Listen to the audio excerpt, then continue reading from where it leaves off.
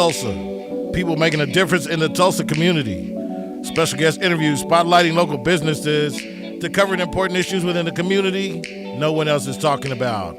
The hot topics and more. Ladies and gentlemen, this is World One Development's News You Can Use with your hosts, Mr. Charles Harper and Ms. Damali Wilson.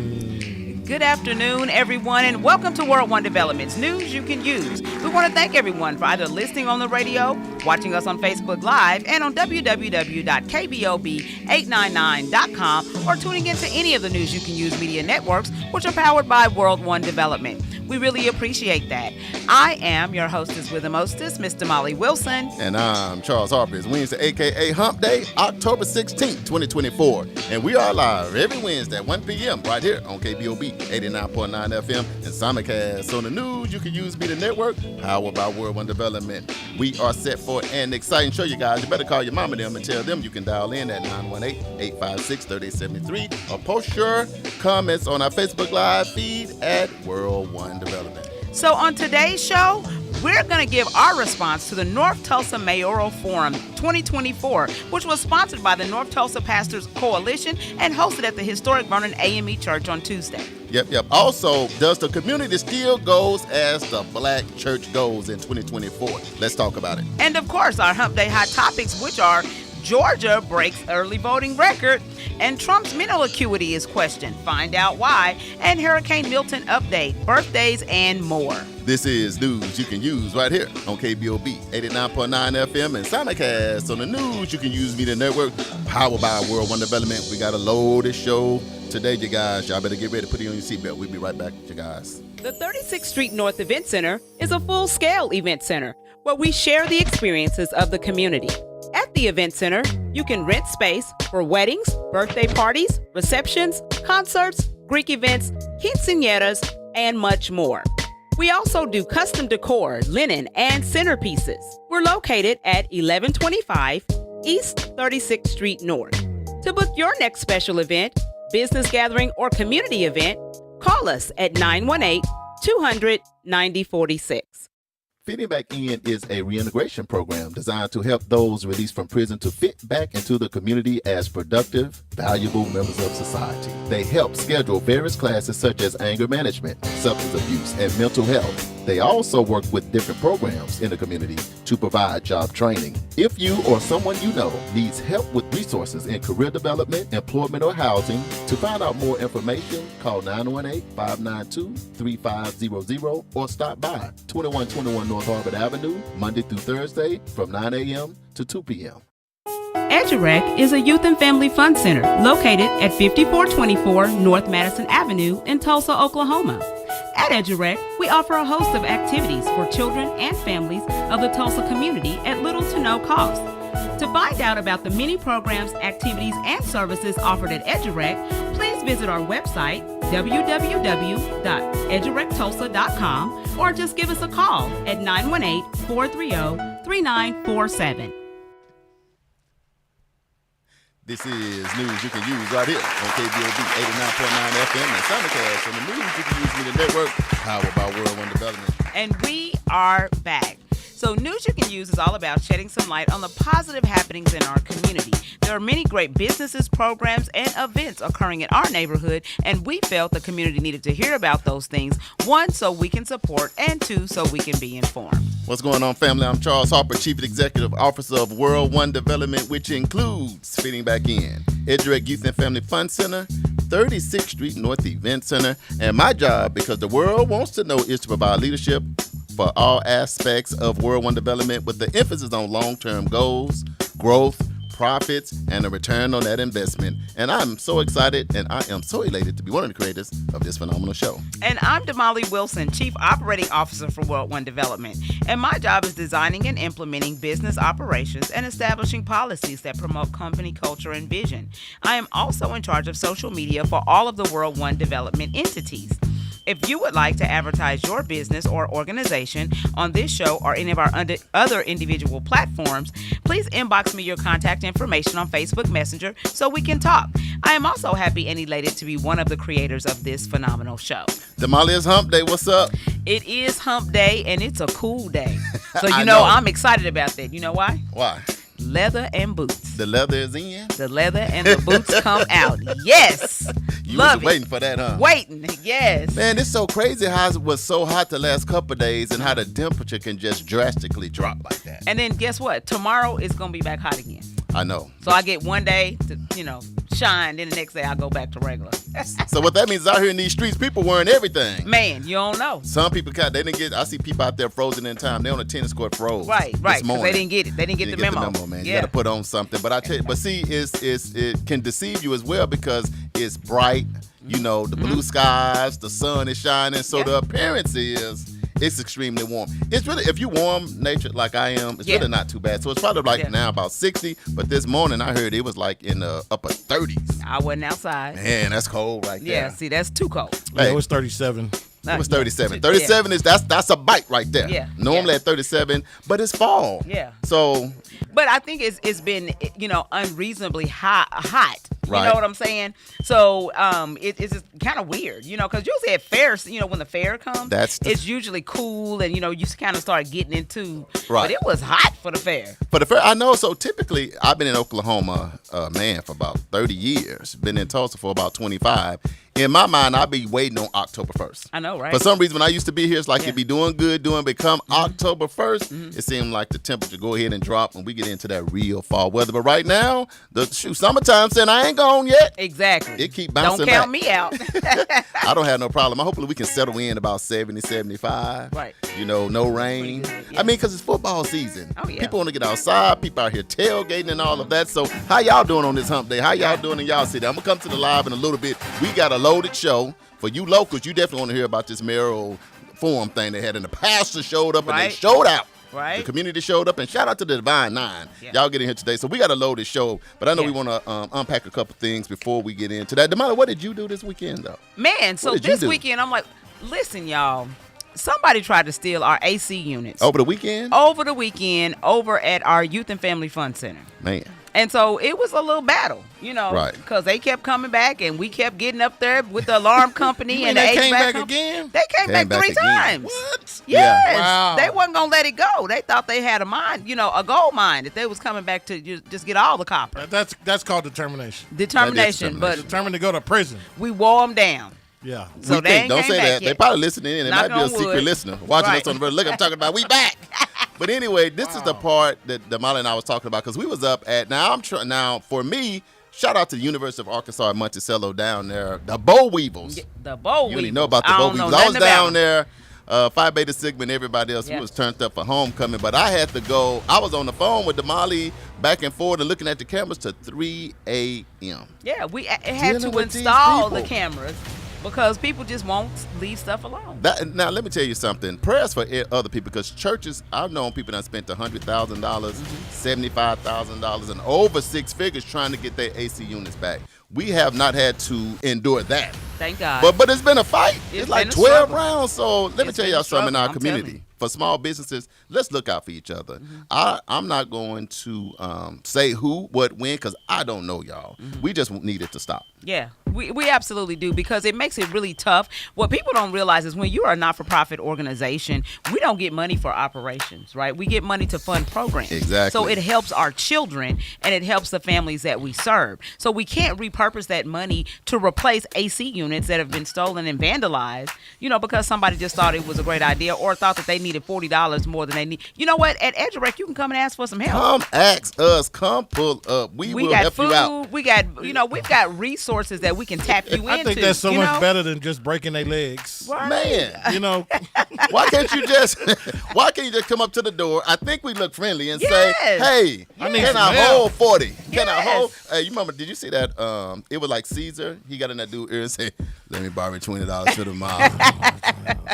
Now, that's when you know you're not going to get it back. When somebody say, let me hold $20 to tomorrow, you probably not going to get that. But nevertheless, World One Development News you can use in all of our entities. We are for the community. You can always ask us if you need a little bit of help. Yeah. And we are definitely going to help you if we can. Yes. So because of that, we sustained. Now that we got hit a little bit. Right. It wasn't as bad as it could have been because we got 29 units on top of the roof, and fortunately, only about 5 of them. You know how you get into a fight? Yeah. So we got hit with a sucker punch, but we recovered. But we didn't get hit with the uppercut that take you out that you don't see, but a little overhand right.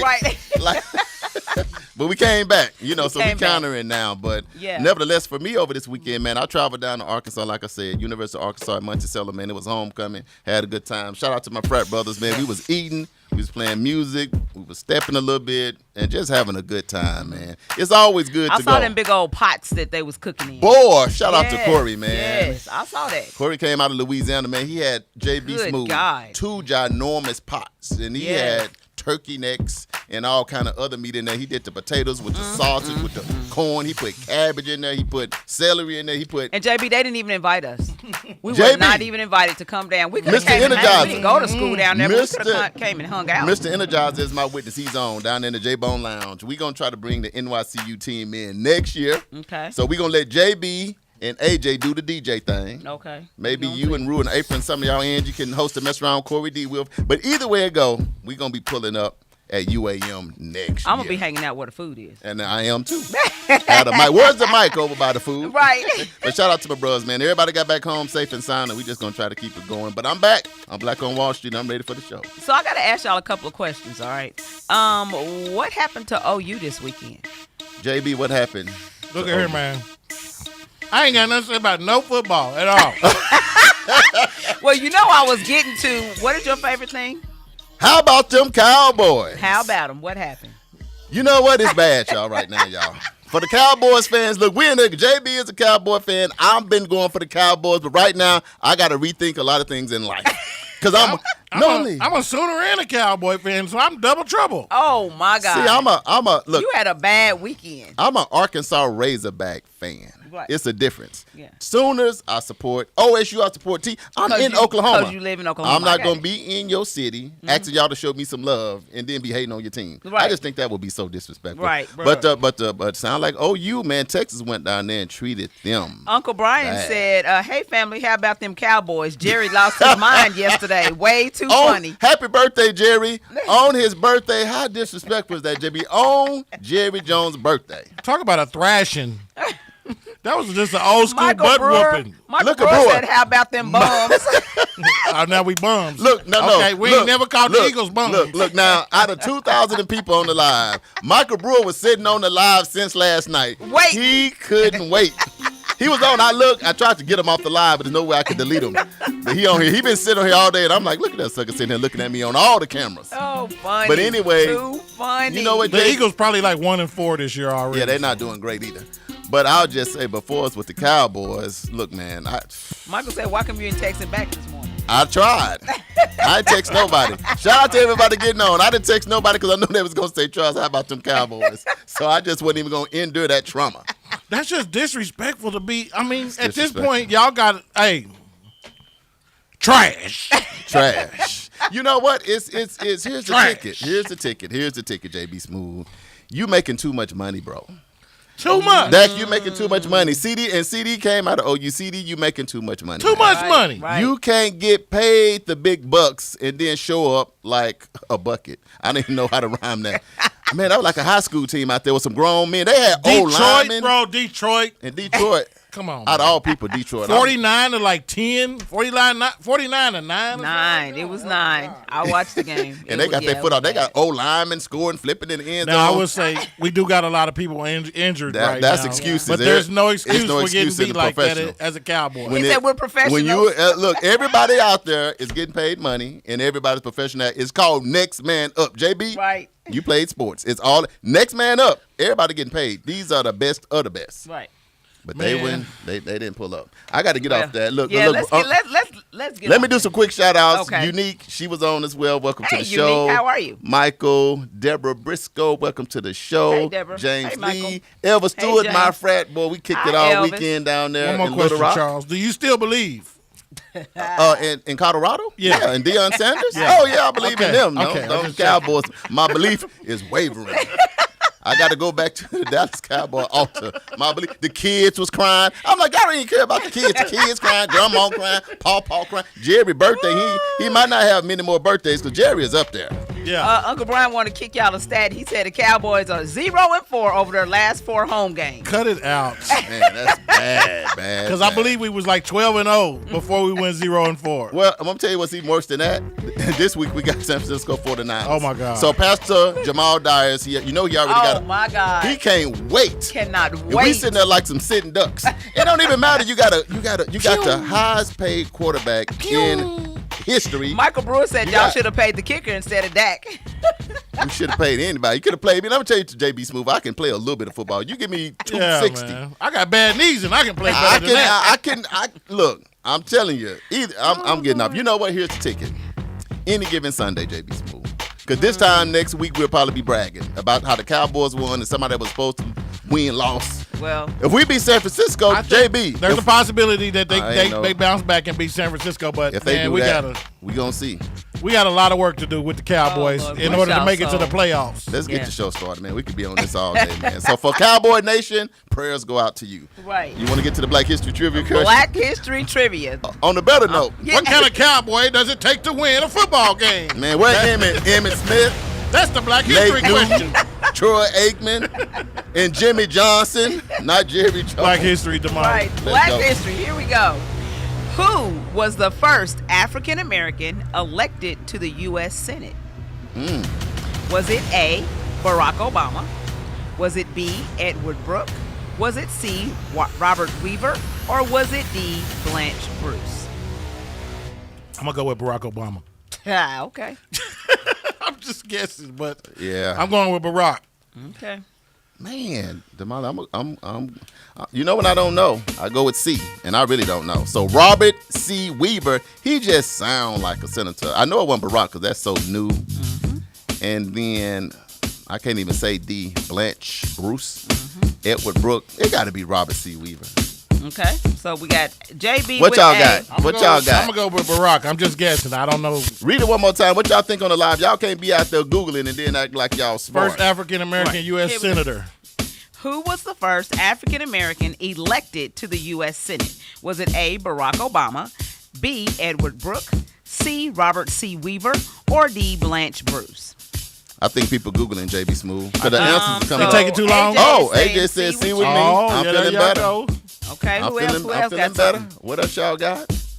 Everybody being slow. They trying to Google or something. They gonna try to We Google. don't know what they doing. We want to take a break and give them a chance to put their little We can. answers in. We can. We'll Give take a y'all quick a break because time we're to- going deeper. We want y'all to get your pen and pad out because we finna give our reaction. Michael Brewer said E for the Eagles. Oh. E. No, he said D. Stop it, JB. I looked Michael. at D for a second, but I didn't go with it. But we're gonna take a break, Uncle man. Brian said B. Y'all keep bringing them in. We're gonna take a quick break, man. It was a huge mayoral. What you think about it? You went? You I participated? did. I did. Man, I the went. Divine Nine showed up. The community did. showed up. That The was the one pastor in Vernon? showed up. That It was happened at in Vernon? Vernon. Yeah. Shout out to Vernon. I heard Yeah. that was big. We're going Yeah. to get into it next. KBOB 89.9 FM. Uncle Bobby was there too. World One Development. News you can use. Charles and Damali. Who won the debate?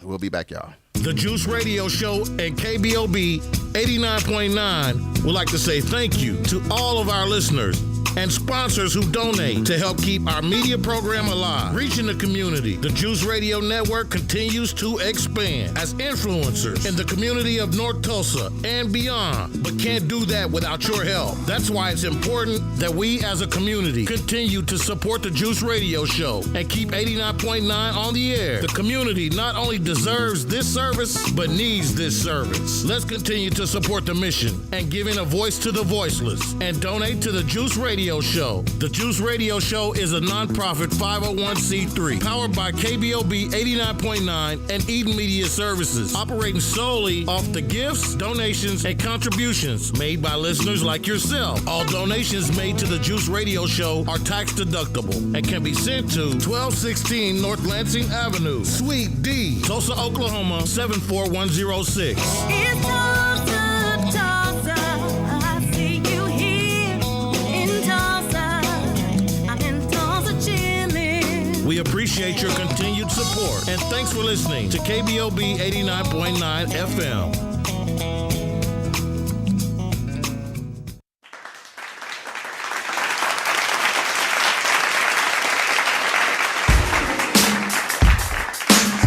Are back. We are back. So we talked about our weekend just a little bit, and want to give a shout out to LC Walker. We also celebrated his birthday, so JB actually was DJ for him.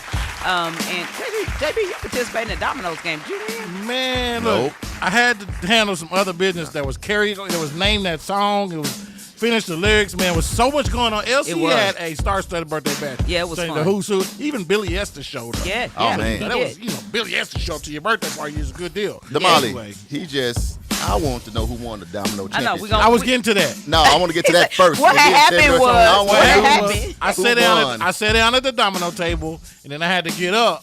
Uh-oh. And so I do remember James Ziegler competing, Kevin Keys competing, Pastor Harbin competing, Pastor Cooper got in the game. He was in the Bishop game? was at the game. I believe so. What? I believe he played one round, and then missed he got up to go watch the OU game, and he was in his office upset. He could have kept playing. He should have kept playing dominoes. And a young man, Terrell Terrell Demery. Demery, Yeah. who actually came out to be the winner of the Domino Championship What? Congratulations, at LC's Terrell. 70th birthday bash. Yes. Come on. Yes. Terrell can play bones like I that? guess he can. Terrell ran through everybody. Ran through. Oh, Man, Bishop. Oh, Bishop. okay. Bishop, Kevin Keys. Who else? I'm giving all y'all a call. I thought I seen Brother Sanders wasn't there. He was there, but I He didn't see him at played. the table. I Did know he play? he ran from He the was there, table. but he didn't play. I thought Yeah, I seen I somebody didn't- running. yeah. It was him. I'm going to call him too. He said it was him. Man, Terrell wore y'all all out, man. Terrell, He got the Terrell belt. won the championship trophy and $50 cash. So, Terrell, I'm looking for you, man. LC, Uh-oh. good job. But, Terrell, I'm going to find you. You the armor bearer for Bishop Melvin Cooper, and you play them bones like that. He probably got, you know what, too? Because Terrell is swole, too. Yeah, he So, I don't is. know if nobody got scared. They He was just got the nervous. domino went, pow, and the way he slammed Yes. that bone Right, down they're like, made okay, you me won. nervous. But I ain't going to be nervous. We'll do us a little showdown, man. Oh, we got some trash Congratulations. talking going on. I ain't talking no Yeah. trash. I'm just letting facts be facts. Welcome to the show, Maestro Sigalo. It's good to see you this weekend. Jeremiah Blackwell tuning in from he Mississippi. says D. I got you down, Jeremiah.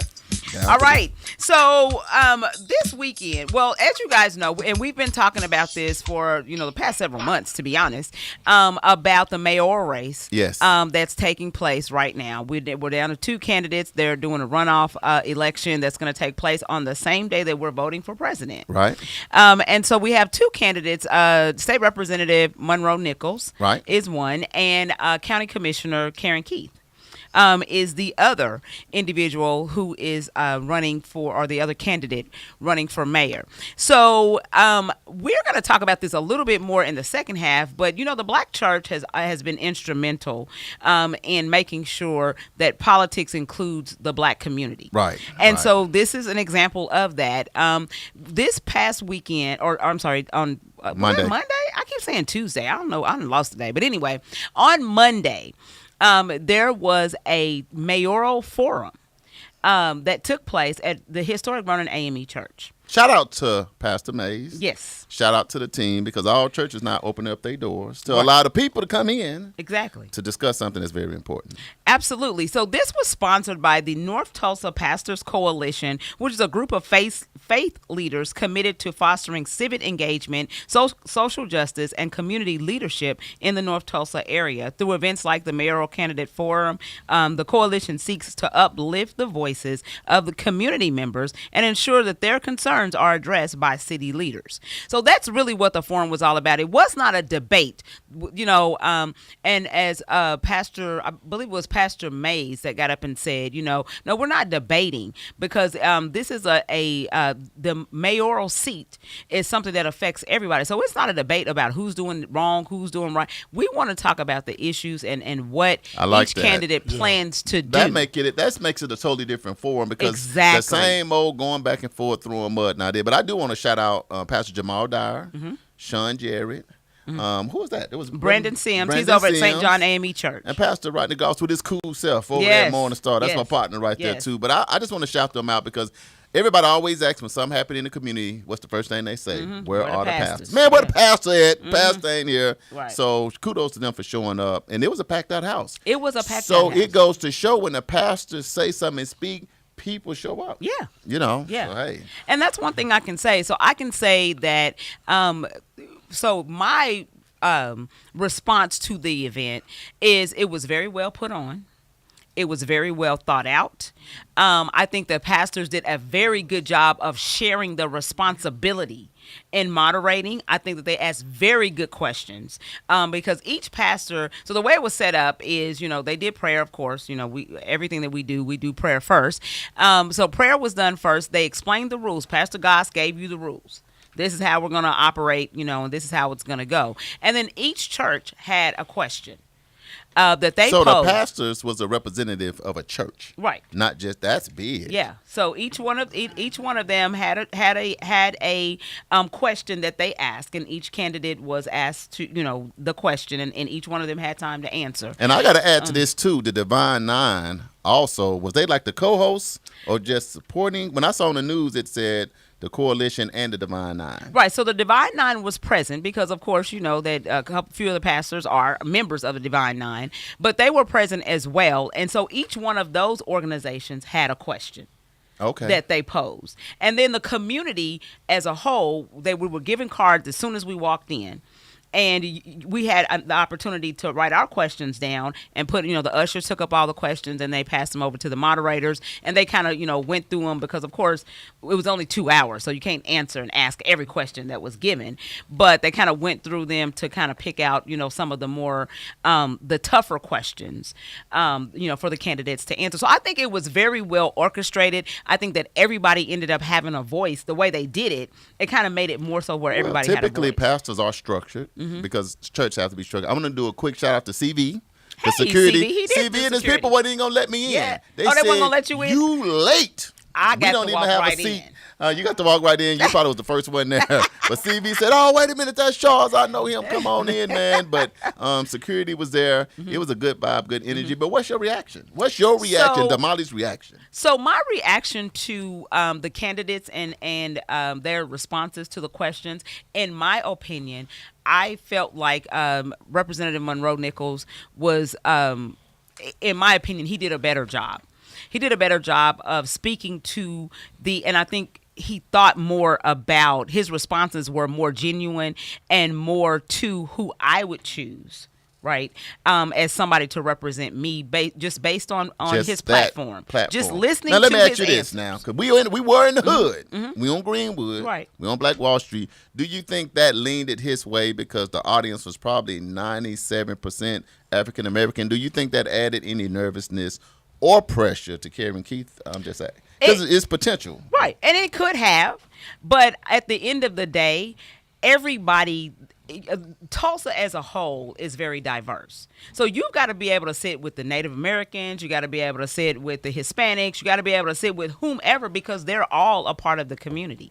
So, yeah, I think that Monroe was probably a little nervous, because I will say this. I believe that the black community, we have been neglected for so long.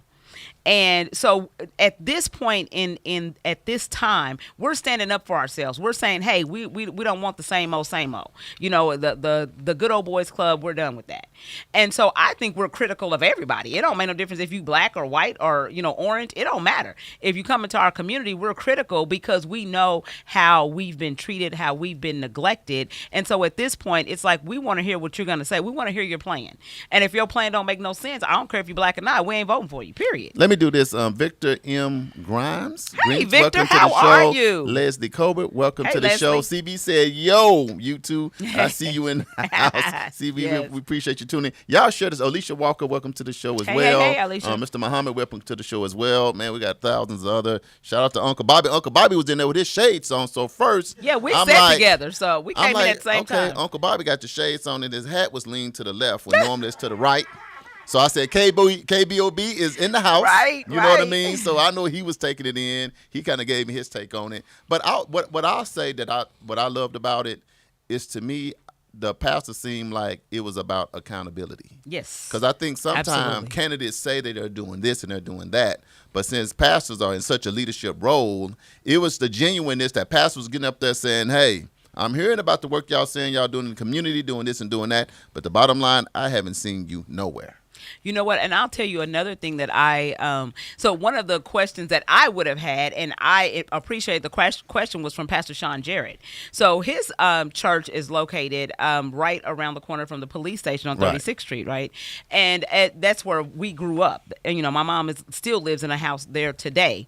And so his question was that, you know, they put the police station, which was in my old elementary school. It used to be Frederick Douglass What's the Elementary. location? So it's on 36th Street, and I think that's 75 Columbia. almost? Yeah, The Highway 75 right there. 36th Street and Columbia, I believe, is that street. But so anyway, next door was a park, Amos T. Hall Park. Right. And we used to go there and do karate and you know, pottery classes and all kinds of stuff when we were kids. Well, now. Well, hold on. Yeah. We can't just go that fast. So you a baby Bruce Lee? Yeah, yeah. I don't know about that, JB Yeah, Smooth. yeah. The mother's I ain't sitting no over killer, here. but don't push me. Just No, I'm try- just playing. That's why every time she get mad, you notice That's all JB, she be getting in this weird stance, and I be And then like, you be like, I'm like, is that because she bow-legged or? When you make the Molly mad, she be getting in this stance, Uncle Bobby. We Molly gotta look be like she careful hit in him these with the streets. thunder. I know she started straightening up her hair, and I'm Yeah. like, is that a hoo-yah? Is that a okay? So over at that's why you mad they closed it. Right. So this Yeah, is where your that's place right. where you brought in the spirit I of Bruce learned Leroy. karate, yes. Were you Bruce Lee or Bruce Leroy? Yeah, What's the that's- difference? she kicked somebody. No, She Bruce kicked Leroy. somebody so hard. All I heard was JB, the question is, she Bruce Lee or Bruce Leroy? Bruce Leroy. Both of them good. Lorita. Right. Or is she what's the dude name? Shogun? She runs. Who's the master? You remember? Listen, I ain't don't gonna mess get with me. Y'all know I'm blazing. I'm back Y'all focused. know I'm That's blazing. Hold Black on. She-Ra. It was a real. You made me think about who's the master Shogun. Right. You remember that? He started glowing, and then Okay, y'all Okay. see, we get way off. We back way off. Back to the park where you Bring played it back took in. karate. Look, thank Sean you. Drop Jarrett. the beat. Sean Jarrett. Pastor Pastor Jarrett. Sean Jarrett What's his asked the question, and his question was, what each candidate planned on doing about the parks in our community. I like you know, that. He made the point that park had been shut down, and now they're using the community, what used to be the community center, as an evidence locker room. You know, for all of the evidence from cases that happened at the police station. And so each one of the candidates had to answer that. For me, I just felt like Karen Keefe's answer was kind of all over the place. And it just really didn't boil down to me. Now, you guys give us your thoughts Chime in, about it if right. you were there. But to me, her answer didn't boil down to what I wanted to hear as someone who knew that park, you know, frequent that park, you know, and as a child that, have some fond memories from that park. It just didn't, and I just think that Monroe Nichols provided a better solution to being able to bring I'm those glad. parks So back. I'm glad that instead of it being like a debate, it was questions like that, because it's a real issue not having the parks.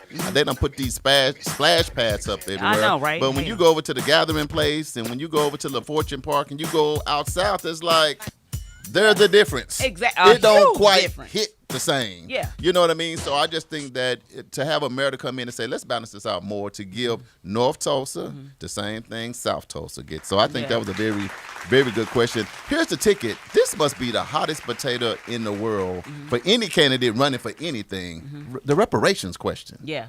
Boy, you talking about a hot potato. They be Well, dancing. and Man, they JB both Smooth, dance. You want the break dancing to start? Ask them what is your stance on reparations. So I can't get nobody. the funny thing about that is that was the very first question. And if you go back and look at my video that I posted on World One Development, that was It's the on the very video? first question. Hey. And Monroe Nichols was like, "Oh my God, y'all just came out with the heat, just right out the gate." It's because they do keep dancing around it, and they're giving legit answers when they try to answer. They just can't. I just don't think either one of them can actually come out and say, "Oh, I support reparations. I support giving money back to the families." Right. That's what JB. That's where the accountability comes in. That's And that's what I appreciate better when we go if it's any place that deserves reparation, it's Black Wall Street, it's Tulsa, Oklahoma, and when we go to Evanston, Illinois, we go to Omaha and other places, the Americans say yes. Other leaders can say yes, I support, and this is how we should support it. But why in Tulsa? Because I think they know the answer. Here's the ticket. This is what I call politics. Because when you sit in these seats, you can't just be really your fully authentic self because you're thinking about the voter. You're thinking about that. So that's something to me you have to consider because I would feel better if they just say no. No, I'm not for it, and this is why. Well, and I Or will tell yes, you and that this is why. But not all that Well, and I teeter-tottering. would tell you that Karen Keefe did say she was not for giving money to the reparations movement. Now, she will work with helping to get money to small businesses.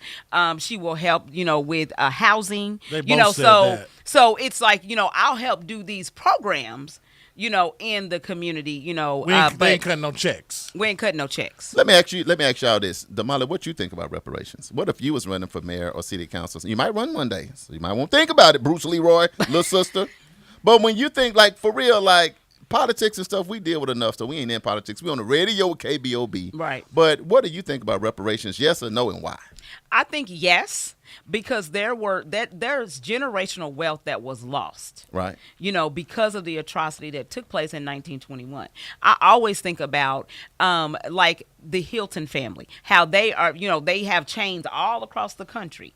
Well, just think about how many hotels were burnt down in Black Wall Street that could have been like the Hilton family. Let me ask you this then, the second part to it. So because it happened over a century ago, a lot of people say the people that was the predators or the government or the city and whoever did that, it should have been under that leadership that it was paid back because they the one that did it. So what do you say to the taxpayers of today to say, I don't want to pay for what they did because I didn't do it to take money from what I'm trying to do right now? What would you thought on that?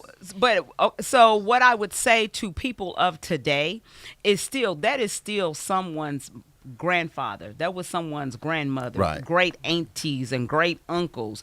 And at the end of the day, if it were your family, right, you would still want that justice and you would still want that right wronged, right? Or that wrong righted. Because the law is the law. And There's the no law stat- is the law. There's JB, no statute limitations on murder. JB's move. Mayor JB. Hey, what's going on there? Reparations, yes or no, and why? There's no statute limitations on murder, First, so that's why. Yes or no? Yes, Okay, why? because they deserve it, and there's only two people living left, and then you can go back and talk about the descendants and the families of people who aren't here anymore. But when it comes to the only two people living, which it was three, now it's only two. How long will it be two before it's zero? They deserve some justice. They have fought through everything. They've been to all the levels, and now you just seen the Department of Justice had Right. to step in and say, "Hold on." DOJ? Yeah. Supreme Court didn't want to hear this, Man, had to go to the DOJ. but everybody JB. knows what happens. This show is not about reparations, y'all. We just want It's to not. let y'all get out because it seems like we can't never get a straight answer from It's nobody. about so. them. They cannot meet the question head on because it is a really sticky situation when it comes to who's responsible for what happened versus how to fix that situation. I know 2 years ago, or what was it, 21 Centennial, 20. and it was like, oh, we talked about it with Bobby and Man. CNN and Oprah and Michael Jordan and everybody was here. And when the cameras are gone, who's here? Who's here fighting for justice for Greenwood? Very few people. Well, Let and me that's what ask we you- talked about even back then. Let me ask you this then, Damali. So you said yes, reparations, Right. but then when you say reparations, what should they give to the people? Like what specific? Specifically for me, give us our land back. Give us Greenwood. Give us the 40 acres back and get out the way. So your thing Don't is, tell us so how. your reparations, because I don't want you to get on the soapbox, so you start breathing hard, and you know karate now. So relax. We just having a conversation. We all family. Bobby, he's family. He not in it. Right. So see, Damali, she on her toes under the table. I didn't want to tell y'all that. But just relax and just say, okay, when I think reparations for the people, because I know your great-grandparents, some people lived on there. When you say reparations, what would that be? You know, just. Yeah, that's what I'm saying. I think give us back the land. For one, and let us decide how because we did it once, and we did it without your help. Right. So let us do it again. We know what we need and what we want for our community. Give us our land and get out the way. And then also provide us with programs, just like we did with the Native Americans. We've done it with every other culture.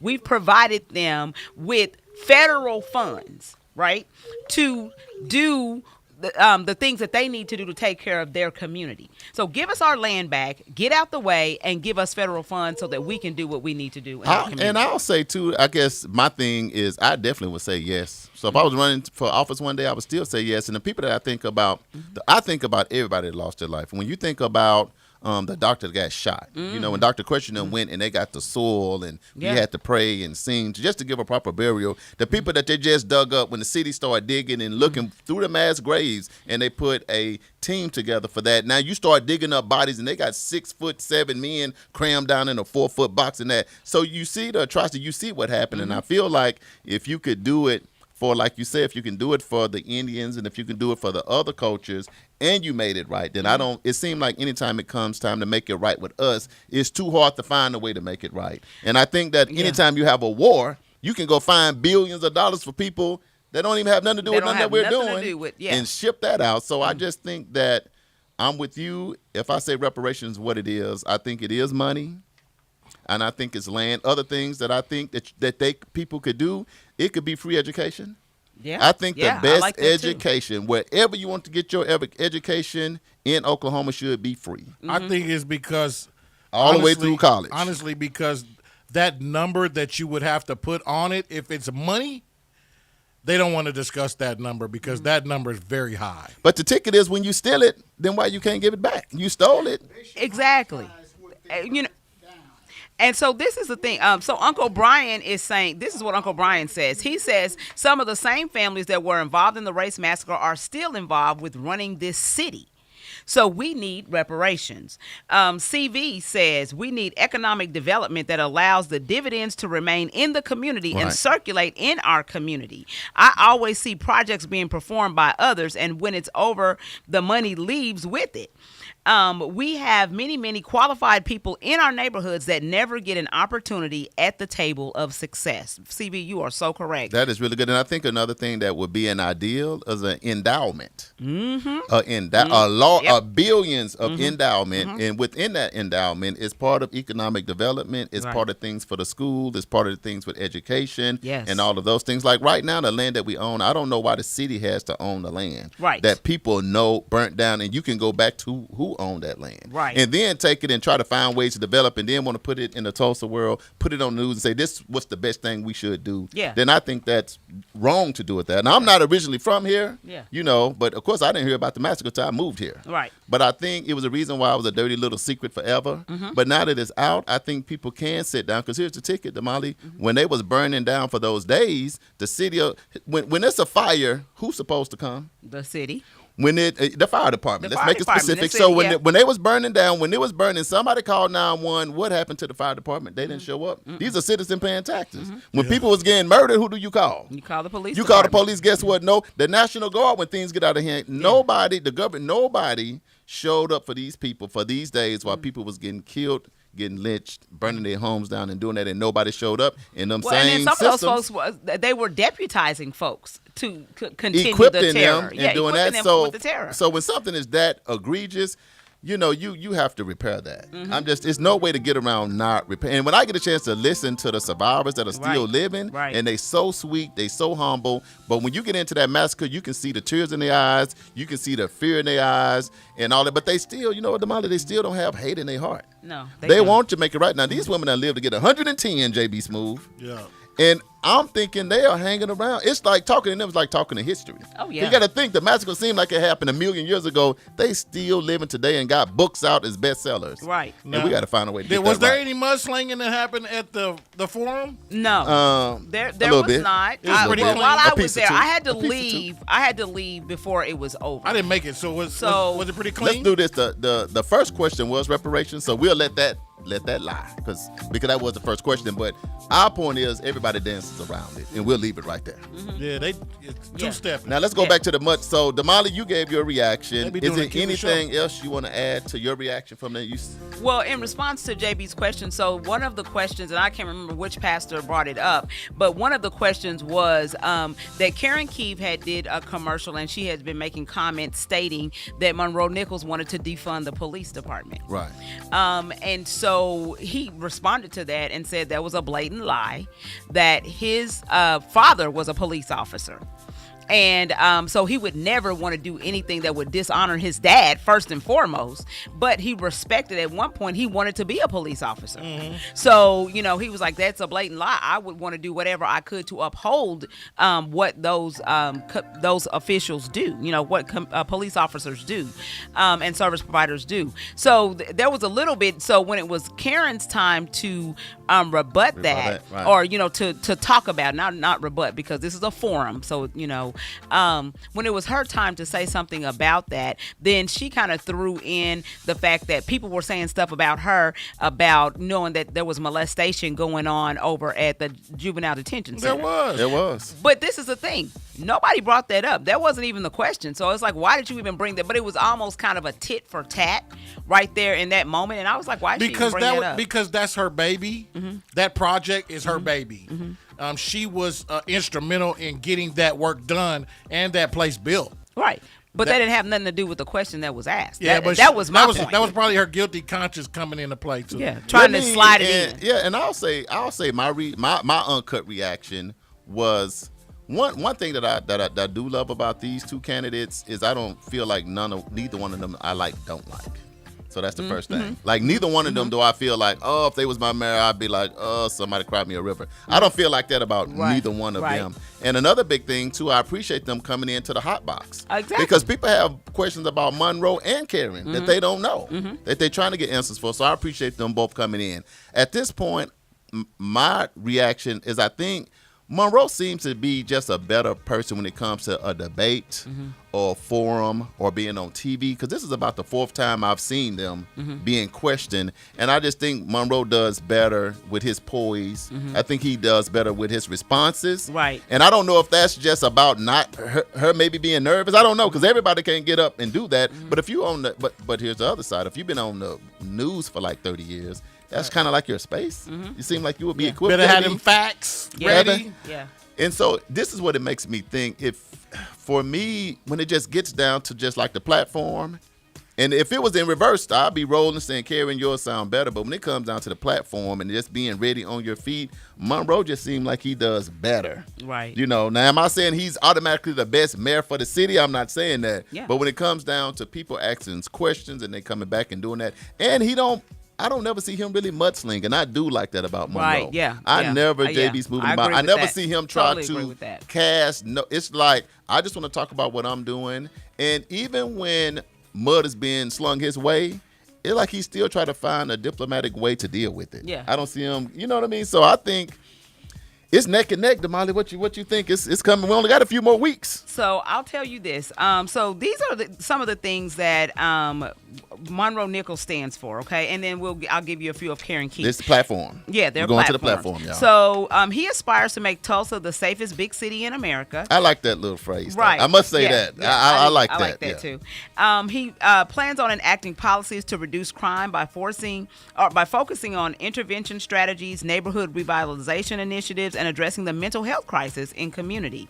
He also wants to end homelessness and has a plan in place, or a plan that he plans to put in place if he gets into the office, to end homelessness by 2030 through policies that will involve increasing affordable housing in Tulsa and creating a citywide system of mental and substance abuse support and reducing the eviction rate in the city. And then I'll give you a couple of He wants also to reduce blighted properties by 60% over his 4-year term.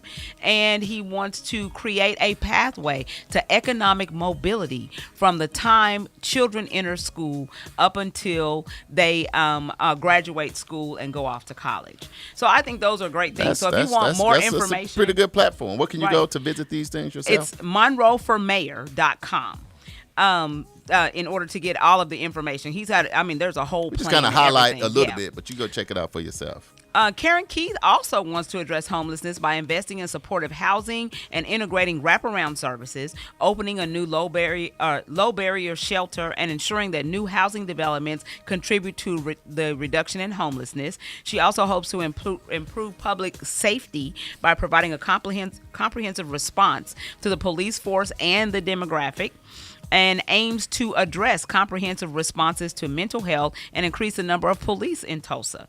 And if you want more information about her, and one of the other things she said was she also wanted to work with tribal nations to foster economic growth and support diverse housing developments in Tulsa by streamlining the permitting process and expediting project approvals and enhancing developer support through innovative practices. Let me tell you now, Damali, that's a good one. That last one, because a lot of people that try to build and permitting, it seems like it drags on forever. And on and on. And that's a lot of the delays why we probably have such a shortage when it comes down to housing. So to me, I think that might be one of her strong suits because that will put our city definitely in a better spot. I want to go to the live real quick because people are lighting it up. I appreciate y'all for being on.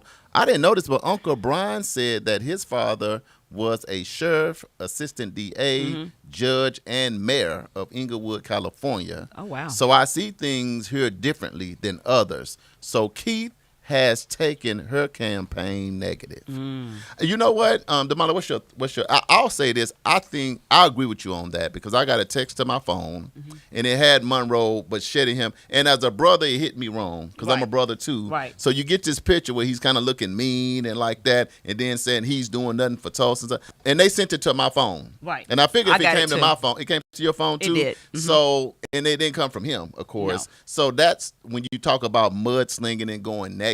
Then I feel like those are the kind of things that I don't like. Just send me what you're going to be doing to make the community better. Right. That's what's going to help me make an informed decision, not trying to mudsling something over here, over there. Right. And let me go ahead and say this, too, that if you want more information about Karen Keith, you can go to KarenKeith.org. So that's monroeformayor.com or KarenKeith.org.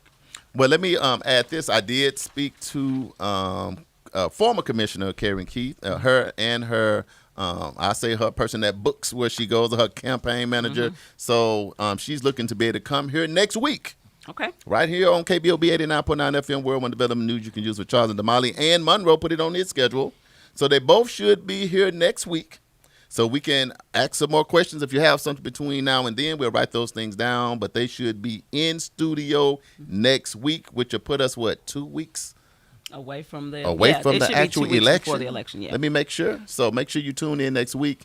We'll have them on, and we'll try our best to get you the information. Yes, once they come on, we'll be 2 weeks. 2 weeks, yeah. So you'll get a chance to hear from them. We're going to ask all of the questions, and you'll still have 2 more weeks to do your own homework. So next week, the 23rd, they'll be here. The 23rd, they'll be here. And the following week after that, we got the the part 2 series. Yeah. The series will come right behind that. But we'll do that. And the current county commissioner actually going to be on the show next week as well. Yeah. So it's going to be an exciting show. Yeah, a lot of politics. So do we want to take a quick break? Because what we want to talk about next is everybody say that the community should be a reflection of the church. How do we feel like we're doing with that? Do we feel like the black church is doing their part? That's what we're going to get into next month. Yeah, we're going to talk about that. Are we going to take a break or no break? We'll take a quick break. KBOB 89.9 FM, World One Development, News You, Charles and Damali, coming back with the pastors. Are they doing good with the churches in the community? We'll be right back, y'all. EduRec is a youth and family fun center located at 5424 North Madison Avenue in Tulsa, Oklahoma. At EduRec, we offer a host of activities for children and families of the Tulsa community at little to no cost. To find out about the many programs, activities, and services offered at EduRec, please visit our website, www.edurectulsa.com, or just give us a call at 918-430-3947. Fitting Back In is a reintegration program designed to help those from prison to fit back into community as productive, valuable members of society. They help schedule various classes such as anger management, substance abuse, and mental health. They also work with different programs in the community to provide job training. If you or someone you know needs help with resources in career development, employment, housing, to find out more information, call 918-592-3500 or stop by 2121 North Harvard Avenue, Monday through Thursday from 9 a.m. to 2 p.m. KBOB 89.9 FM, World One Development, News You Can Use, Charles and Damali, and we are back. We are back. And so we've, been talking about this forum and the fact that the mayoral forum that actually took place on Monday at the historic Vernon AME Church, and it was sponsored by the North Tulsa Pastors Coalition, Right. Which made Charles and I, we were having a conversation, and we thought, what role does the Black church play in community at this point? Historically, and so of course I went and did some research, and of course, historically the role. Can we just give a poll to the people so as we read it, they can think about it? Yes. So what we want to think about all across the country. We got people here for Texas, Arkansas, and all around the country. Mm-hmm. Do you feel like your Black church in your community is doing a good job of engaging the community, supporting the community, having resources for community? Do you think we're still doing that today? Like it used to be back in the day. That's Yes. kind of what we're going, and we're going to give some information based on that. And give your why. So if your answer is yes, then tell us why. If your answer is no, then tell us why. Okay? Absolutely. So what I found is that the role that the Black church played in community is to provide a safe place to preach and pray, but it has always been much more than a place of spiritual practice. It was a center of education, civil rights, struggle, and social activism, but also the center of racial oppression, entertainment, and artistic expression. So that was the definition. Mom said she forgot to sign in. Well, let me ask you this, Damali. What is your thought on how the Black church or the African American churches, how they're currently doing in our community, even other communities, because you travel a lot as well? So I would say that in the circles that I am in, I see the Black church is still there and is still being one of these pillars, meaning they are still working for social justice, still talking about voting, still talking about the issues that plague our community. Now, the issue that I see is that we are not as present as we used to be in the Black church. So then that creates a barrier. And so what I mean by that is, it used to be that was the thing. Right. If you think about, even if you look at old pictures from Black Wall Street, you see that on Sunday morning, everybody, it don't matter who you are, you going to church. You talking now. And I just think it's drastically different. Oh, yeah, for sure. When I think about how it was, man, when I went to, it used to be church buses coming, picking up people, picking up kids, vans, cookies, Kool-Aid. What's the thing you used to do during the summer? All summer, you go Bible camp? Super church. Bible camp. I forgot what we used to call it. It used to be somewhere you go all day. Revivals. Revivals you doing Father Abraham. And remember that Vacation song? Bible School. Vacation Bible School. Yeah. Vacation Bible School in Arkansas. That's what it was. And then it just, and for me, you can say how it was.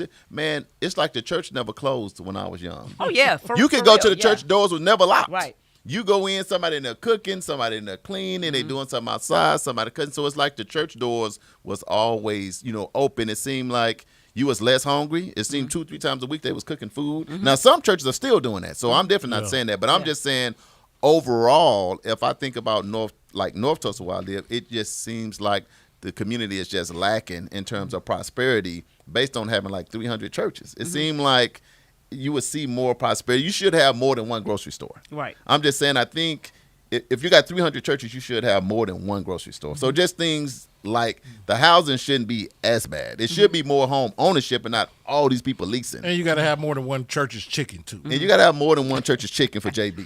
I just think seriously. You know what I'm saying? Because a lot of churches will get church's chicken on Sunday and bring it to church if they don't cook. Yeah. Because- What I found as I'm researching this, because we're talking about what's happening in Tulsa, but I wanted to get an overall picture. So an overall picture said that the church has been the hub for political activism, economic and social life, and community programs. It was the spiritual formation for people. It was a place of healing. It was also the place where leaders and political and social justice advocacy, which is more like what we just saw I like that. on Monday. There was always community programs, including libraries and job training programs. It was a economic and social life. There was always things happening that affected the social activities for the community. There was refuge. When slavery was a thing. Let me ask you this too. Like back in the day, to me, it seemed like a lot of pastors, they would get together more. To me, and it might just be my perspective, it seemed like pastors in my mind don't get along as well. Mm-hmm. You know what I mean? JB, your pastors get along with each other? Man, I ain't really never seen no pastors just feuding, but I've seen a few instances around Tulsa over my 25 years being here that pastors have gotten into it and just couldn't get along. And I think so. If JB pastor don't get along with Not my my pastor, pastor. I'm not saying yours. I'm giving an example. Yeah. That if your pastor don't get along with my pastor, then me and you, so our church is not going to come together on nothing because Never. But when it seemed like when I was younger, pastor was always preaching at other churches. Mm-hmm. Now it's kind of like this my church. And unless you're an associate minister or something at that church, I don't see pastors at other churches. It's like We left the house at 8:30 a.m. Man. Was there ready for Sunday school to start and went all the way through church and probably wouldn't get to go home until 3, 4, 5 in the afternoon on a Sunday. And did y'all have Sunday evening service? Yes, and you go home, eat, and come back. And the days that we did get out early, it was because we was going to another church right after our church. Mm-hmm. In our church conference in the area where I grew up at, there was 5 churches in that conference, and we'd all go fellowship with each other on one of those Sundays. So everybody would visit each other. Right. And I know at our church it was like after church every Sunday you had food. I remember seeing clothes and stuff like that. So if you didn't have a jacket or if you didn't have a family was struggling, it seemed like after church you got a hot meal. Yeah. And it was just places where they was giving people jackets and coats, and it's like, it wasn't all about the rubbernecking and all the celebrity and who's who and all the being cute and outdoing this person. It was just down home Christian fellowship, like, especially in Arkansas. I don't know about over here, but one of the things that I Googled, because I wanted to know, are the churches failing or not, right? Oh, okay. So this is the response that came back. And then we'll go to the live after It this. says, while not entirely failing, many black churches are experiencing a decline in attendance, particularly among younger generations, which is impacting their role within the community, indicating a shift in their influence rather than a complete failure. This is largely due to the changing demographics and evolving religious practices among younger black Americans. That's because they all go to transformation. Now let me ask y'all this. They don't go to transformation. The young people do. Yeah. Let me ask y'all this, because we kind of middle of the road. Right. But we not young. We're in the middle of the road. We Oh, just yeah. don't want to get hit. We just right here. So what I want to ask, to me it seemed like when we were younger, it was a clear difference in music and gatherings when it was church. And songs and things on the radio versus what was going on in the world. It was like a clear line in between the two. Yeah. I can tell you, to me, I don't think that line is as clear no more. If you see a concert going on, until you really listen, you might not know if it's a church concert, if it's Lil Wayne or Bootsy or somebody. Right. It's like, it's just all, and it's kind of like when you go to church, it's so much more entertainment. Do you think that plays a role in it a little bit? I think, though, that what has happened, though, is young folks are, I think when we were younger, like JB said, we would go to church from the time sun came up to the time the sun went down.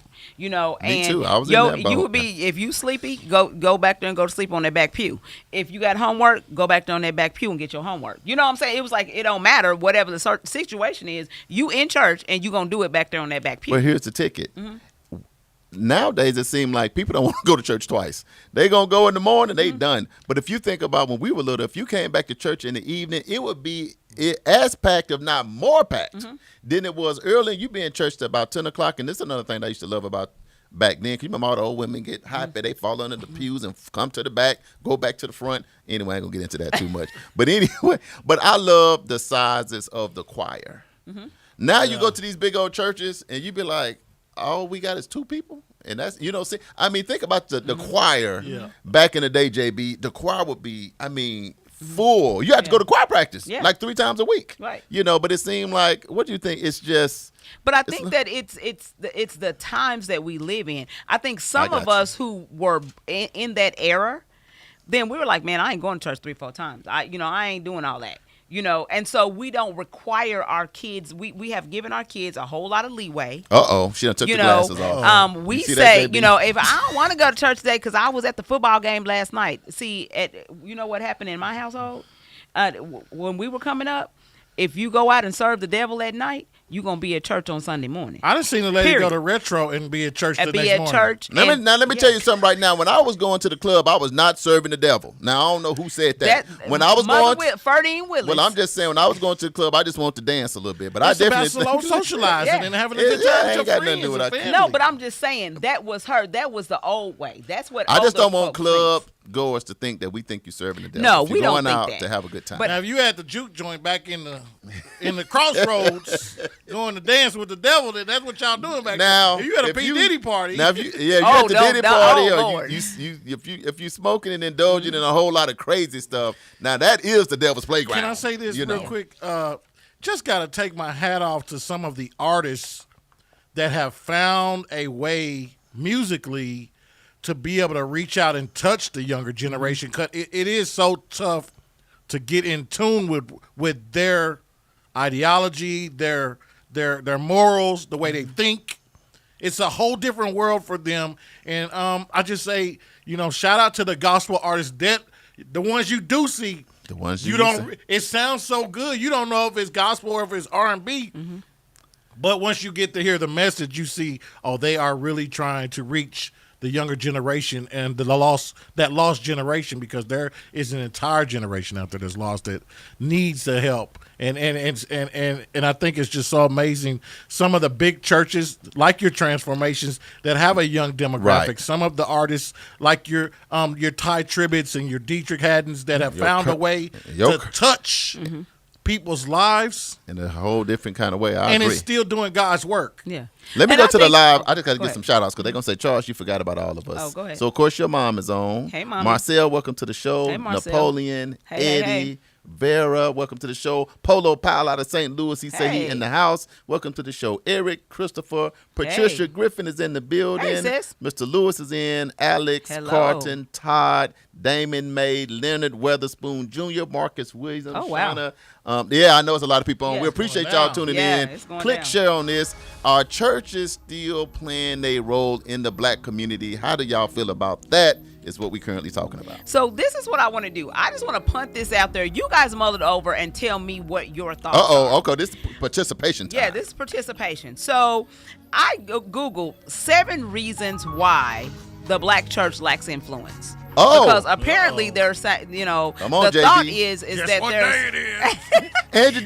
Angie Dixon Walker, welcome to the Hey, show. sis, what's happening? Angie, you're going to like this segment. What we getting ready to go over Yes. to Molly? So we're going to talk about 7 reasons why the black church lacks influence. Angie, so we looking for your answer. Yeah. Because you're on NYCU.FM.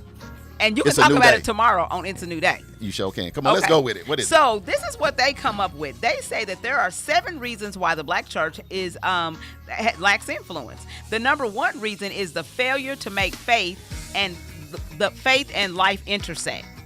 Yep. Woo! Yeah. What y'all think about that Yeah. on the live? Wait, It's hold tough. on. It's Yeah. tough. Yeah. Let me see what Angie said for sure. Yeah. Uncle Brian said in the 60s, 80% of all people went to church. Now less than 35. Uncle Brian, that's what I was saying. Oh, wow. Go to church on Sundays. Mm-hmm.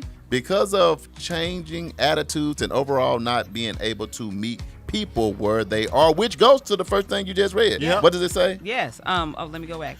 It's definitely a perception. Failure to make faith and life intersect. And so let me tell you this. I've talked to some teenagers that tell me that the reason why they don't go to church is because they believe that the church is hypocritical. Man. Meaning, we're talking God, but then I see you in the club with me. So how you gonna tell me about my life and my lifestyle and what I'm doing if the pastor is in here breaking it down harder than I'm breaking it down? Man, that's you know what? That's real talk. Yeah, so we're like, so they're like, why would I listen to anything that you're saying when you're doing the same thing that I'm already doing? And so that was one of the Right. things. Reason number 2, systematic injustice. They say that the black communities in inner cities are the way they are because of decisions that were made years ago, whether it was poor and inadequate housing or the choice to build freeways over thriving neighborhoods. Most of the problems boil down to systematic injustice. Let's do this. Go to the live. I'm trying to keep y'all in. Ronnie Foreman, welcome to the show. Angie Dixon Walker said, for sure. Jeremiah Blackwell said, younger generations have found discrepancies with religion. Thus, the disparity. Yeah. What do you think about that, Damali? Yeah, and I think that, but I think that that's true. I think that we're more educated now, and so these generations that are coming up behind us are more educated. They have more access. If I can just Google something in a couple of minutes, and come up with an answer, and then so now that we've allowed some of our kids to challenge. Right. And so it's not do as I say anymore. It's like the but why. Right. You know what I'm saying? The but why. Let me ask you this, Jeremiah, to your point, Damali, what role do you think is when they decided to take it out of our schools? They took prayer out of the schools. Right. They took the Bible out of the schools. Because you remember when we was little, you got just as much church at school. Think about it. Just as much church at school as you did at home, right. or when you went to church. But do you think removing that, and that's in them formative years, kindergarten, first, second, third, right. you don't pray, you don't do, they remove that from the school. Do you think that may have? I think that that's a reason why people have lost a connection to a higher being. And then I think too that I can kind of see where some of it, that why you would want to pull some of it away, but I think you need to do it in a different way because there are so many religions. So if I'm a Muslim, I don't want to come and pray to Jesus. You know what I'm saying? Because that's not who I believe in. I believe in Allah. You know what I'm saying? So it's like I can't do that. It's a different world, and then I think you're right in that because of just access. Because here's the ticket. Back then, JB Smooth, you didn't have social media. You didn't have Instagram, Facebook, Twitter, TikTok. Everything went record. Because back then, the pastor would be at the club and then go preach. But a lot of people didn't get to see him. Right. You know what I mean? Right. People had things going on, but you didn't see it. So now everything is kind of like just wide open. Right. So, I mean, you got to walk it and talk it. And here's the thing, though, Damali, nobody is still going to ever be perfect. That's right. Even in that, y'all. Right. You don't want your reason not to go to church. Now, it'd be different if your pastor's out here selling drugs Now, and then that's go preaching. different. I wouldn't go either. I think that younger generation too is they're still getting closer to God or getting their message that they need to get. It's just a small group of people who kind of lost in transition. But for the most part, those that do seek God and having a relationship with God and being able to go to a church or find them a church home to go to, it's just all about what translates with them in their spirit. And I don't think it makes them any different than the old school way of doing church versus the new school way of doing church. It's just different approaches. Yeah.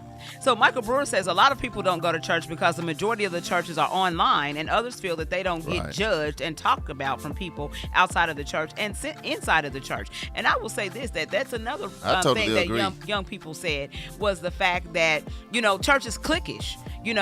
Pastor has his group of people that he want to hang with that, is in his clique. And it's like, the pastor's untouchable, unreachable, because he's got this group that kind of shields him from everybody else. Right or wrong, good or bad, I don't know. I'm not a pastor, so I don't know what the reasoning is behind that, but that's something that I've heard. Let's get down to the rest of our list. Okay, the reason number 3 was church hypocrisy, which is what we talked about. Let's see, what they say is church is not effectively helping the black community because of widespread hypocrisy. Many people are in the church on Sunday, but the church is not in them throughout the rest of the week. I had to disagree a little bit on that. Man, that's a tough one right there. What's the next one? Yeah. I just don't want us to not to Reason number 4, no leadership pipeline.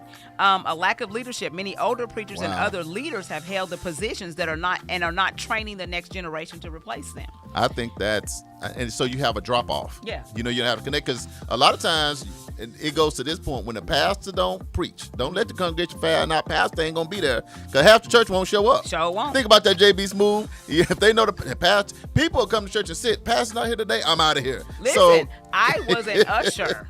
That was Right. my first job in the church. Usher? And I can remember one time we were doing offering, and the announcement came just as this lady had dropped her deal. You know, we're going to have a guest preacher. The lady snatched her offering back, got up, got her purse, and left the church.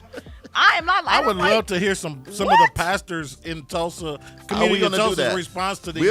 We'll get some of the pastors these to come seven. in, and here's the ticket in Tulsa. We have some phenomenal pastors. We absolutely That's do. one thing I love Yeah. about Tulsa, and I feel like Tulsa responds. We might be behind in some areas, but I'm just saying, man, I think we have a lot of amazing churches Yeah. and pastors in Tulsa, and I appreciate that. I Yeah. just want to I say think that. there's a church for everyone. Yeah. In Tulsa, you just got to find it. Let me do some quick shout outs here, man. So many people coming in. I don't know what's going on. Karen Woods, welcome to the show. Hey. Guy Russell, welcome to the show. Hi. Samuel Burke, welcome to the Hey, show. Samuel. Harold Hill, welcome to the Hello. show. John Means, welcome to the show. Hi. Joseph H. Jones, welcome to the show. The pastors are coming out. Right. No, I'm just All kidding. right. So, reason number 5, a lack of connection with the youth. That is a big one. I think that might be the Yeah. the greatest one. Yes. Where are your youth programs? Yes. Number 6, pie in the sky mentality. One of the things that you will sometimes notice in the black church is a pie in the sky mentality. I'm not sure what you heard, but everything is going to be all right when we get to heaven. Why do anything now? Oh, So my people are God. like, no, this is not church for me. I'm out. And then the last thing is a lack of vision. Whoa, There is no vision for anything beyond Sunday morning. man. So I will that's say tough. that's the reason why I joined World One, because Bishop Cooper had a vision. At that time, he was Pastor Cooper, but he had a vision for church outside of the four walls. Thus, I was like, yeah, that's what, church can't be just church on Sunday morning. Right. And so because he wanted to do a youth and family fun center, because he wanted to do prison reentry, because he wanted to do other things outside of the church that would benefit community, that's what made me want to join the church and become involved. And now, it's blossomed to, we're on the radio now because of being outside of the church, four walls. Yeah, and I'll add that. That's my reason. And we're definitely not saying y'all come to World One. We're not No. saying that. Yeah. Want me to tell you what's so funny? It's a lot of people in the community that thought that everybody that worked with us went to World One. Right. And then when I had to sit back and think about it, I was like, Angie don't go to World One. April don't go. Bobby don't go. Our partners don't go. We don't the ones who go to World One, but the ticket. So it's not, when we think World One, you do not have to be a member of our church. Most of the people that work with us, Yeah. Rodney Root Tisdale, Corey D, JB, all these different people y'all see us with. I go to World One. Sometime. Yeah. I go to World One every day. On Easter Sunday Every day. and on Mother's Day. No, I'm just playing. But anyway, JB do help us with our sound and Yeah. everything. We've been connected. But Damali, those are some really good points. I think that connection, and I think the youth. The youth, yeah, it's a big one. I mean, these youth, it seems like their days change so much. I don't even know if the pastors can keep up with adjusting, because with all this social media and stuff, I think Yeah. when we were youth, JB, it was easy to keep up with us. Yes. Get us some food and them cupcakes out the church. Hit Black JB. Black Planet in MySpace. All they had to have was some Moore's cupcakes and some Kool-Aid after church, and we come to church Right. for some fried chicken Right. and some of that. But now it's like, There's just so much more. because you remember we was little, we'll be at Bible study, we trying to go to the club, but we still go to church first, because we don't want mama Yeah. mad, Yeah. daddy mad, Yeah, and grandma mad. or the pastor. Right. But anyway, Yeah. So those are some things, and we'll get off into that a little more. I'm actually going to save this because I think that this is something we should talk about a Did little you bit hit later. 7? That was she 7. hit all Okay, 7. So to 7. wrap up and switch gears, because we got to get out of Mm-hmm. here. So the question was, Damali, do you feel like, give it a grade. Do you feel like the black churches is still playing their role? We just going to say the black community, because that's typically where we live. Mm-hmm. Give them a grade and why. Me, you, and JB will do that, and we'll move on. I would say that I would give them a B minus. And the reason I say that is because I do believe that there are some churches that are out there that are doing a whole lot of work. Right. And so I, not to take anything away from those churches, but if you have 300 churches in a small community, And we don't have a grocery store. We're still a food desert. We still don't have the number of black businesses that we should to sustain our own, just what we do. So that means that there's something lacking somewhere. Right. We still have churches that don't even speak to each other. You go to that church, I don't fool with y'all. See, it shouldn't be like that. That, to me, that's not reflective of the love of Christ. And so we need to work on that. And it starts at the head.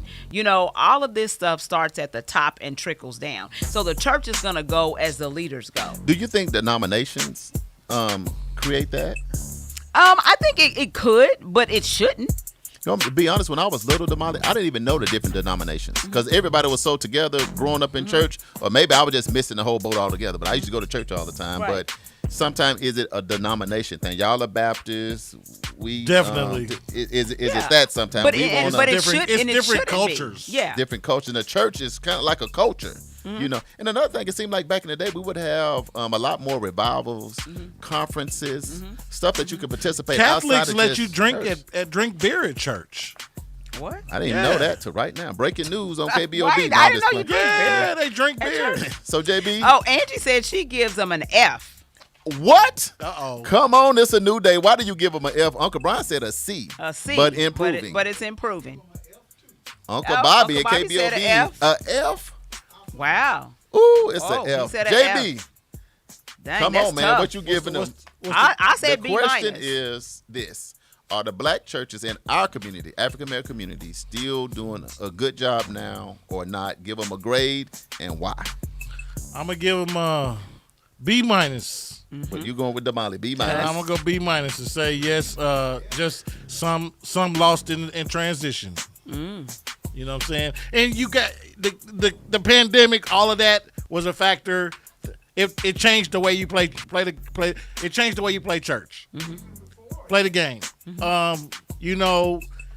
Like they were saying, some people comfortable with staying home now and watching that video versus getting up, going to church. But I mean, it's You a know tough, what, and I'm it's a not tough gonna deal. lie, It's gonna be though. good to bring some. We're gonna get some pastors in here. Yeah.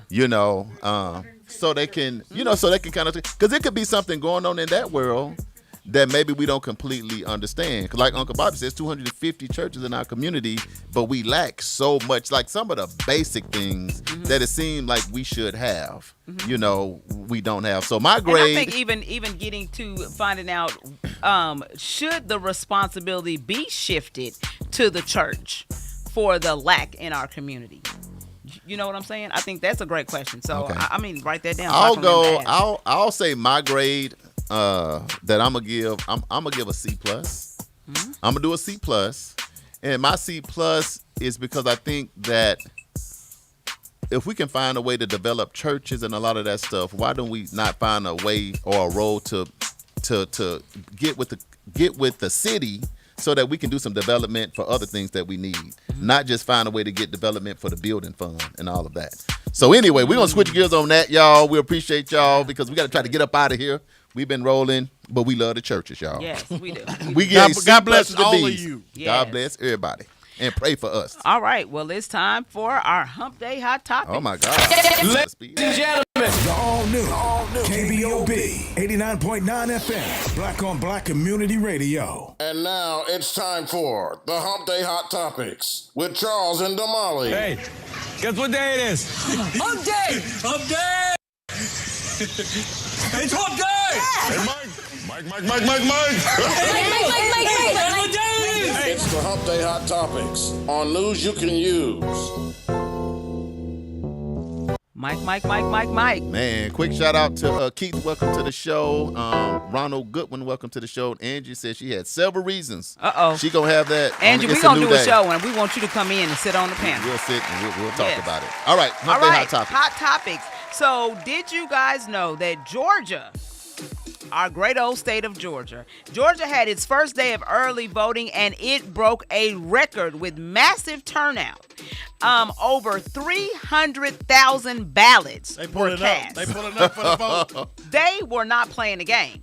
Look, listen. In the first from the time the polls opened till 10:30, 71,000 people had voted. Boy, that's They're getting not it. playing the game. They're not playing the game. So here's the ticket. shout out, big thank you to getting out to vote. Because, we criticize when people don't get out. Yeah. But Georgia, hey, everybody else needs to play They follow the did that. leader. Yeah. Everybody They else did get on board because Georgia done did that, That's a heck JB. of a statement. That's a to make. kickoff. Yeah. So, like you said, just kudos to Georgia, and we need to follow suit. Just like that. And we'll talk about early voting a little bit later. So, hot topic number 2. I don't know what's going on with presidential candidate Donald Trump. And apparently people are concerned. Yeah. So I think that one of the things that, when it was Biden and Trump together, Right. Biden's seemed so off base Right. that Trump looked good. Yeah. But now that it's Vice President Kamala Harris and, former President Donald Trump is looking a little off base. He looking, yeah. He So looking he a just little had incoherent. on Monday night, he had a rally in Pennsylvania. It was a town hall. And they're saying that, first of all, people are falling out because it's hot in the town hall. How They you didn't gonna have a turn on no campaign and air. it's burning up hot?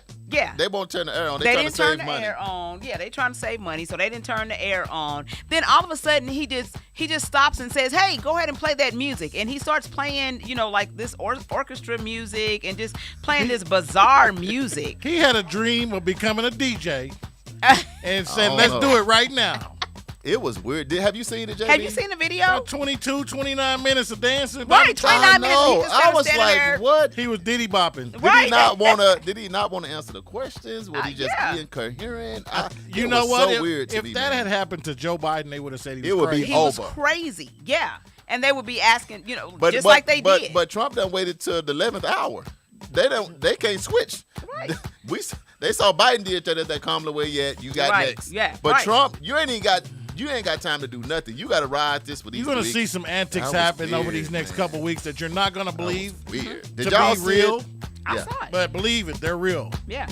Hey, on the live, did y'all see it? Let me tell y'all something right now. If you didn't go, this is the time to Google. We don't want you to Google for the Black History Trivia question, but Google Trump just dancing on stage for like 30 people is passing out, and he playing music and dancing, and just, it was so weird. He was Mama. stinky legging, too.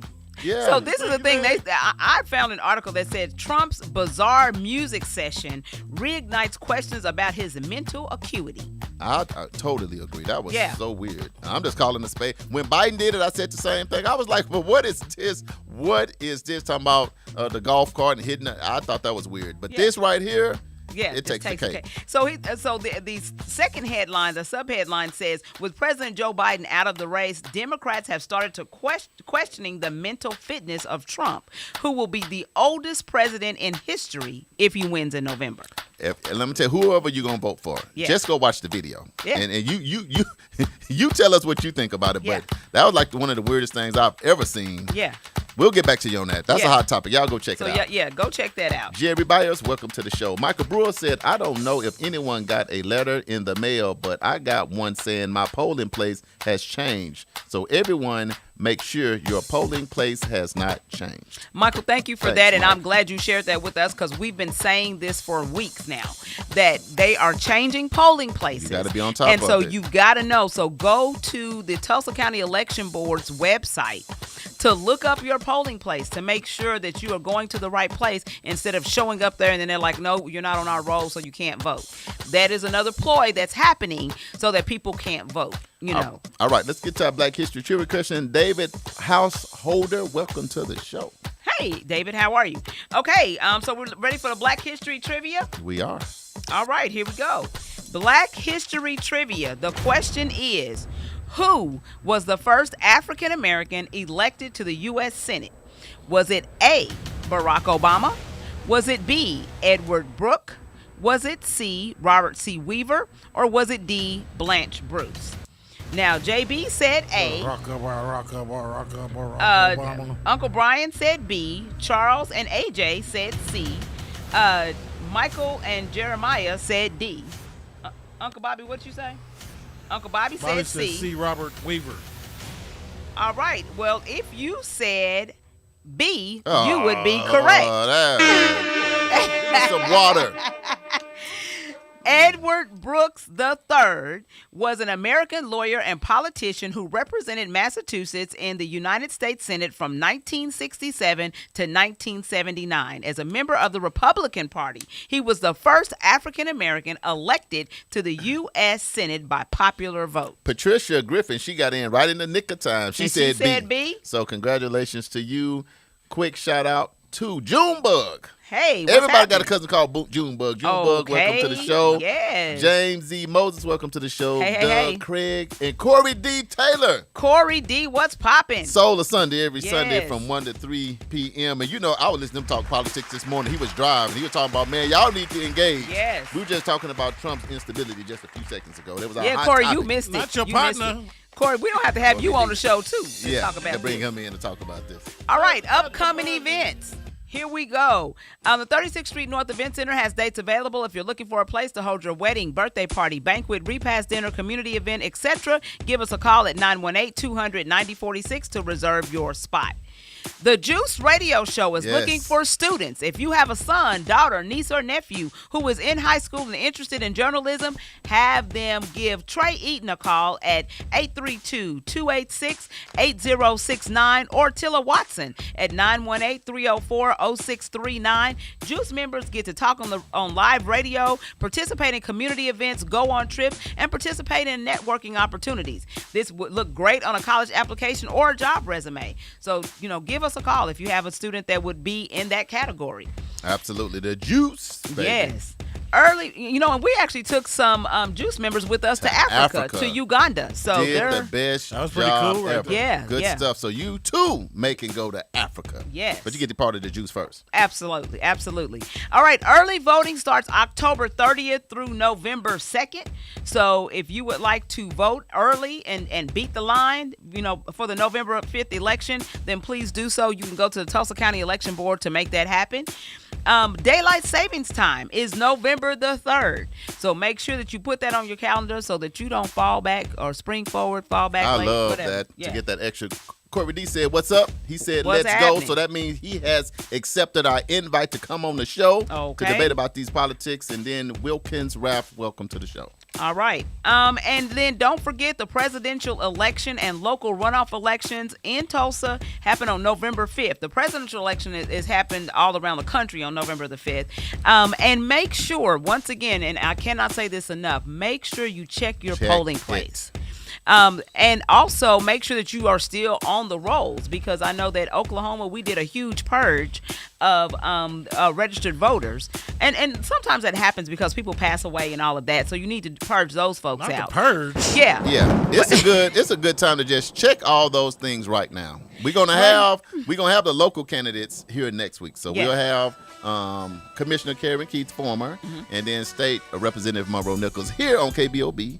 World One Development News you with Charles and Damali next week, and that'll be 2 weeks before all of this. Yes. So that's gonna give y'all time to get ready. Oh, they're gonna be in the studio. Live in studio. They're gonna be in the studio. Okay. Yeah.